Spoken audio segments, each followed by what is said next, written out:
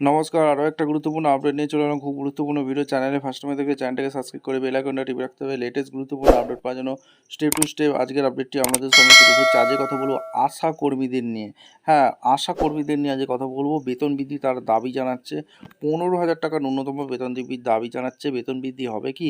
কি আপডেট উঠে আসছে আজকের এই ভিডিওতে বিস্তারিতভাবে ব্যাখ্যা করবো। চ্যানেলে ফার্স্ট টাইমে দেখলে চ্যানেলটাকে সাবস্ক্রাইব করে বেল আইকনটা টিপে রাখতে হবে। লেটেস্ট গুরুত্বপূর্ণ আপডেট পাওয়ার জন্য স্টেপ টু স্টেপ আজকের আপডেটটি আমাদের সামনে তুলে ধরছি। নতুন প্রশাসনের দরবারে আশাকর্মীরা স্টাফ রিপোর্টের 7 দফা দাবি নিয়ে নতুন সরকারের দ্বারস্থ রাজ্যের 80,000 আশাকর্মী। এর মধ্যে গ্রামীণ বাংলায় কর্মরত 65,000, বাকি 15,000 রয়েছে শহরে এলাকায়।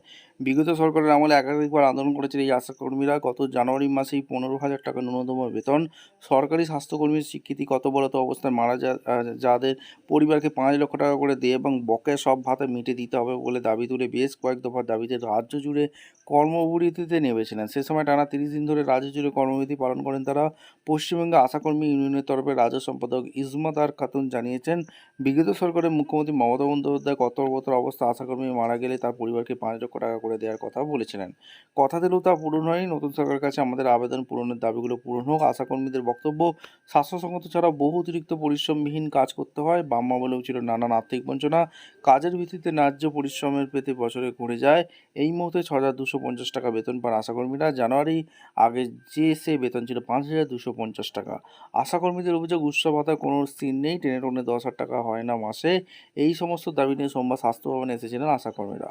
বিধায়ক ইন্দ্রনীল খায়ের হাতে তার দাবিপত্র তুলে দেন। অন্যদিকে এএনএম আর নার্সিংরাও সোমবার এসেছিলেন স্বাস্থ্য ভবনে। তাদের অভিযোগ, বিগত সরকারের স্বজন পোষণের করে কিছু এএনএমকে পছন্দ মতো জায়গায় পোস্টিং দিচ্ছেন, অথচ 150 এএনএম এখনও পোস্টিং পাননি।